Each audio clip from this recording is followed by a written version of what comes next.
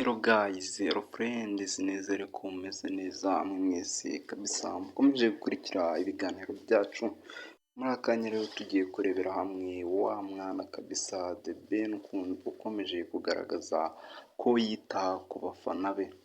Muribuka akana kamuririye k'agakobwa kabisa kamwereka urukundo rudasanzwe mu gitaramo yakoze ku ya mbere y'ukwa mbere 2025. Nyuma yo kubona urwo rukundo ako kana k'agakobwa kamugaragarije ubwo yari kuri stage yagatumije kabisa iwe mu rugo, akagenera ibikoresho bigiye bitandukanye harimo amakayi yo kujyana kwiga ndetse n'ibindi byinshi bigenewe abana. Ubona ko ari ibintu bisa neza, akomeje kwerekana urukundo rudasanzwe kabisa.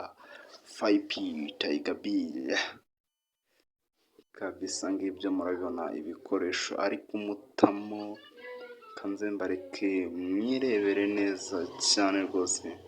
Ngako akana k'agakobwa uburyo byari byakarenze ubwo yari kuri stage.